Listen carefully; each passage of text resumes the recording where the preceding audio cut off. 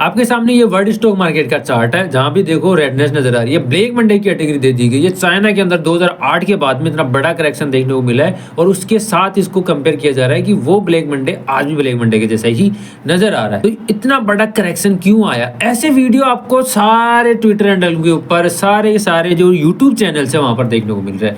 Y market crashing, why bitcoin crashing, कितना dump होगा, कहां जा रहा है। तो वाई की कहानी तो इस वीडियो में हम करने वाले हैं नहीं, क्योंकि आप लोगों को ऑलरेडी पता है कि वाई क्यों हो रहा है। तो अगर आप वाई जानना चाहते हो तो वाई का आंसर तो ये है कि टैरिफ की वजह से मार्केट में इतना बड़ा करेक्शन हमें देखने को मिल रहा है। तो वाई का आंसर तो आपको ऑलरेडी मिल चुका है। और आज के वीडियो के अंदर एक मेन इंपॉर्टेंट चीज डिस्कस करने वाले हैं कि इस आपदा को अपॉर्चुनिटी में कैसे कन्वर्ट किया जाए। अब बिटकॉइन आपको यहाँ पर 76,000 के आसपास देखने को मिल रहा है। तो अभी मार्केट में क्या देखने को मिलना चाहिए, टेक्निकल एनालिसिस क्या बता रहा है। और एक और चीज मार्केट में मुझे देखने को मिल रही है, डेथ क्रॉस को लेकर चर्चा मार्केट में देखने को मिल रही है कि यहाँ पर डेथ क्रॉस लोगों को नजर आ रहा है और डेथ क्रॉस की वजह से मार्केट में लोग बहुत ज्यादा डर रहे हैं कि डेथ क्रॉस अगर देखने को मिले तो मार्केट वहां पर भयंकर तरीके से टूटने वाला है। तो एक्चुअल में डेथ क्रॉस क्या होता है और डेथ क्रॉस के बाद में मार्केट में कितना करेक्शन हमें एक्सपेक्ट होता है और कितना करेक्शन आएगा और कितना आना चाहिए, और अभी मार्केट किस तरफ जा रहा है, एक्चुअल में किस तरफ जा रहा है, अगर सच में आपको जानना है ना तो ये वाला वीडियो आप सभी के लिए बहुत ज्यादा इंपॉर्टेंट है। अब मेरा एनालिसिस कितना सही है, 100% सही है या गलत है, उसके लिए आपको मेरे पिछले वीडियोस देखने पड़ेंगे। अगर उन वीडियोस के अंदर जो मेरी रिसर्च है, मेरा जो एनालिसिस है, आपको लगता है कि ये सही है, तो वहां पर आपको ये पता लगेगा कि आज का जो एनालिसिस है वो कितना सही हो सकता है। और मैंने जो प्रिडिक्शन आपके साथ में दी है वो सारी की सारी प्रिडिक्शंस आप अभी जाकर देख सकते हो। वैसे के वैसे मार्केट के अंदर हमें मूव देखने को मिल रहा है। Stock market fear and greed index को देखिए तो पिछले एक साल की अगर हम बात करें तो यहाँ पर इतना बड़ा जो फियर है वो पिछले साल में हमें कहीं पर भी देखने को मिला। मैक्स टू मैक्स यहाँ पर पिछले साल के अंदर अगर हम बात करें 2024 के दिसंबर की, तो 20 के आसपास में ये इंडेक्स हमें देखने को मिली थी। 7 अगस्त यानी 6 अगस्त को मार्केट में क्रैश आया था ना, पिछला क्रैश जो भयंकर क्रैश था, उस समय भी मार्केट में जो फियर था वो लगभग 17 के आसपास था।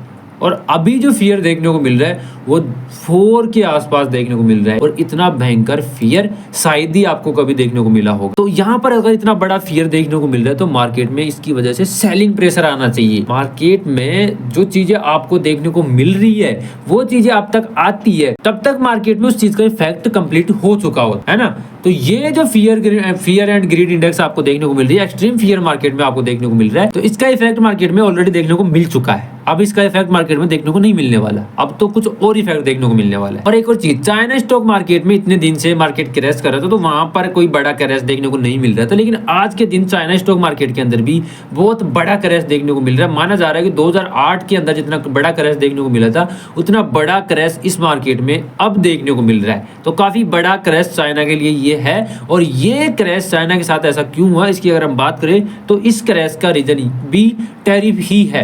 इतने दिन से टैरिफ की वजह से चाइना इंपैक्टेड नहीं था, क्योंकि वो अपना एक अलग तरीके से मार्केट को देखता था, अलग तरीके से चीजों को देखता था। लेकिन आज वो इस टैरिफ के अंदर फंस चुका है और उस टैरिफ की वजह से ही मार्केट में इतना बड़ा क्रैश हमें देखने को मिला। अब आपके सामने बिटकॉइन का ये 4 हार्ली चार्ट है। अब इसके अंदर बिटकॉइन ने जो सपोर्ट था, प्रीवियस क्रैश का जो सपोर्ट था, बॉटम था, उसको ब्रेक कर दिया है। प्रीवियस क्रैश का जो सपोर्ट था वो 76,500 के आसपास था। अब उसको ब्रेक करके बिटकॉइन हमें 75,600 के आसपास यहाँ पर देखने को मिल रहा है। अब यहाँ पर इस सपोर्ट के ब्रेक होने के बाद में मार्केट को जहां पर जाना चाहिए, तो नेक्स्ट सपोर्ट की अगर हम बात करें तो नेक्स्ट सपोर्ट यहाँ पर हमें 72,000 के आसपास में देखने को मिल रहा है। तो यहाँ पर मार्केट जाएगा या नहीं जाएगा, अगर इसकी बात करूँ तो मार्केट यहाँ पर जाएगा, लेकिन अभी मुझे जाता हुआ मार्केट यहाँ पर नजर नहीं आ रहा है। यहाँ पर आपको जो ये बड़ी सी कैंडल देखने को मिल रही है ना, इसके अंदर बड़ी सी विक आपको देखने को मिल सकती है मेरे अकॉर्डिंग, मेरी रिसर्च के अकॉर्डिंग, जैसे कि पिछली बार हमें देखने को मिली थी और वैसा अभी भी हो सकता है। तो पहली पॉसिबिलिटी तो बिटकॉइन के अंदर ये देखने को मिल रही है कि बिटकॉइन इस सपोर्ट को ब्रेक किया है, तो यहाँ से ब्रेक होने के बाद में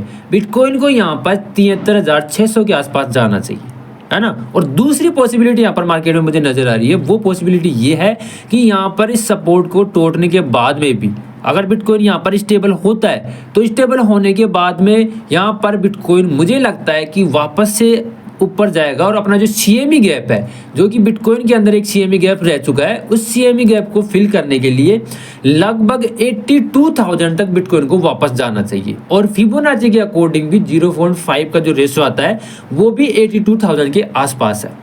तो वहां पर अगर बिटकॉइन जाता है तो वहां पर एक तो CME गैप फिल होता है, दूसरा ऑर्डर ब्लॉक फिल होता है, और तीसरी पॉसिबिलिटी यहाँ पर मार्केट का अंदर जो फॉलिंग वेज बन रहा है उसका पैटर्न बनता है। तो 3 पॉसिबिलिटी यहाँ पर ये बन रही है कि मार्केट को यहीं से रिवर्स करके एक बार 82,000 तक वापस जाना चाहिए, और एक पॉसिबिलिटी ये है कि बिटकॉइन यहाँ पर इसके ब्रेकडाउन के बाद में जो सपोर्ट है प्रीवियस क्रैश का, उस सपोर्ट के ब्रेकडाउन के बाद में 73,600-700 तक जा सकता है। तो मेरे अकॉर्डिंग ज्यादा पॉसिबिलिटी बन रही है ऊपर जाने की। आपके अकॉर्डिंग क्या पॉसिबिलिटी बन रही है कमेंट करके बता सकते हो, है ना। अब बात करेंगे डेथ क्रॉस की और ओवरऑल मार्केट का बॉटम कहां लग सकता है और इन्वेस्टमेंट प्लान क्या हो सकता है। अब यहाँ पर हम सबसे इंपॉर्टेंट डिस्कस करेंगे कि जिस चीज का हमें डर है कि मार्केट में जो डेथ क्रॉस बनना हमें देखने को मिल रहा है, अब ये जो आपको यहाँ पर ग्रीन लाइन देखने को मिल रही है, ये ग्रीन लाइन 50 EMA की है और ये जो रेड लाइन है ये 200 EMA की है।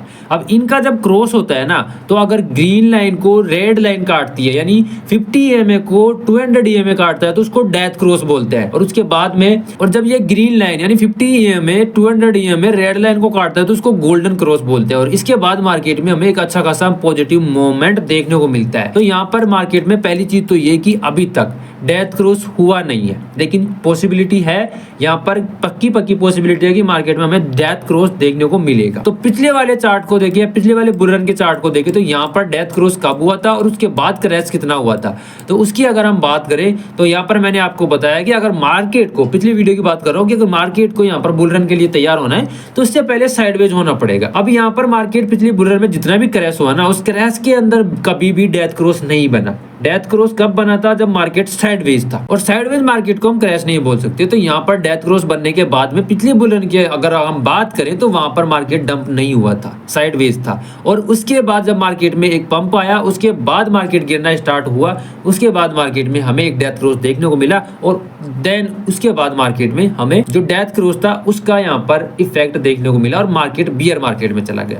तो पहली चीज तो ये कि अगर डेथ क्रॉस होता है और मार्केट क्रैश करता है तो वहां पर हमारे सामने ये चीज कंफर्म हो जाती है कि मार्केट में जो बुल रन के आप इंतजार कर रहे हो वो खत्म हो चुका। और अगर यहाँ पर मार्केट में डेथ क्रॉस भी होता है और ये जो मार्केट में आपको साइडवेज मोमेंटम देखने को मिल रहा है, अगर ऐसा सीन देखने को मिलता है तो ये कंफर्म है कि मार्केट यहाँ से वापस से रिकवर करेगा और यहीं से बुल रैली की शुरुआत होने वाली है। और 70 या 71 वाला जो ये सपोर्ट ब्रेक होता है, इसका ब्रेक होने का मतलब ये है कि बेयर मार्केट शुरू हो चुका है। अब छोटा मोटा विक ऊपर नीचे लग सकती है, वो बात अलग है, लेकिन अगर मार्केट यहाँ से क्रैश होना कंटिन्यू रहता है तो फिर बिटकॉइन के लिए बेयर मार्केट शुरू हो जाता है। और यहाँ पर जो डेथ क्रॉस बना हुआ है वो डेथ क्रॉस भी यही सपोर्ट करेगा कि मार्केट को और गिरना चाहिए। तो लोग जितने भी डेथ क्रॉस के अकॉर्डिंग मार्केट को देखते हैं तो उनके लिए बियर मार्केट शुरू हो जाएगा। लेकिन मेरे अकॉर्डिंग मार्केट में अभी जो पॉसिबिलिटी बन रही है वो पॉसिबिलिटी ये है कि आप जैसा सोच रहे हो ना वैसा कुछ नहीं होने वाला। मार्केट यहाँ से 73,000 से या फिर 74,000 से यहाँ से वापस से एक रिवर्सल लेगा और उस रिवर्सल के बाद में बिटकॉइन हमें 82,000 के आसपास तक जाता हुआ देखने को मिले। और अब बात कर लेते हैं सबसे इंपॉर्टेंट चीज की मार्केट में हमें आपदा को अपॉर्चुनिटी में कैसे बदलना है, यानी आपदा को अवसर में कैसे बदलना है।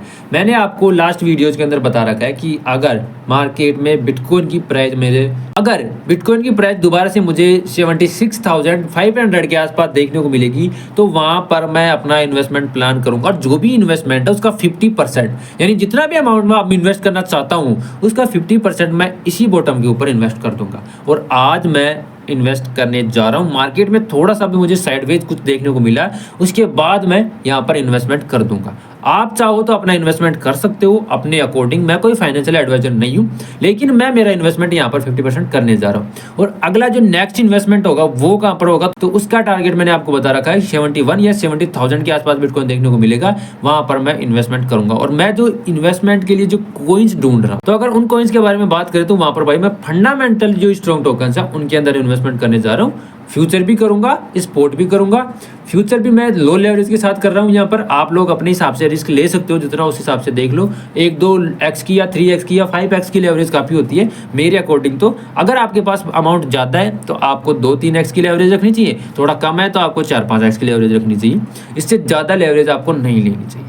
मेरे अकॉर्डिंग। तो आपदा को अपॉर्चुनिटी में तो आप इस तरह से बदल सकते हो कि ये जो क्रैश हमें देखने को मिला है, ये जो बॉटम हमें देखने को मिल रहा है, इस बॉटम के ऊपर हमें बाय करना चाहिए। मार्केट में जो बुल रैली है मेरे अकॉर्डिंग अभी खत्म नहीं हुई है, अभी आने वाली है। तो फंडामेंटली टोकन्स कौन से हो गए? बिटकॉइन हो गया, इथर हो गया, सोल हो गया, XRP हो गया, कार्डानो हो गया, ऐसे जो फंडामेंटली मेन टोकन्स है जिसके अंदर मुझे 2-3x का रिटर्न भी मिलता है, तो वो भी काफी बड़ा अमाउंट होगा। और 2-3x में अगर फ्यूचर की बात करें तो फ्यूचर में अगर हम 3x की लेवरेज भी लेते हैं तो एक कॉइन हमें 9x तक का रिटर्न देकर जा सकता है, मिनिमम से मिनिमम, यानी एवरेज 9 to 10x की रिटर्न दे सकता है। तो भाई इतना बड़ा रिटर्न शायद आपको इतने कम समय में कहीं पर भी नहीं मिल सकता। तो आई होप आज का वीडियो आपको काफी इंपॉर्टेंट और अच्छे से समझ में आया होगा। अगर आपको वीडियो अच्छा लगा है तो लाइक शेयर कमेंट करना, और जिनको ये कंटेंट अच्छा लगा है तो वो चैनल को सब्सक्राइब जरूर कर लिए। टेलीग्राम का लिंक आपको डिस्क्रिप्शन के अंदर मिल जाएगा, वहां पर भी आप ज्वाइन कर सकते। तो मिलते हैं नेक्स्ट वीडियो में, तब तक के लिए जय श्री राम।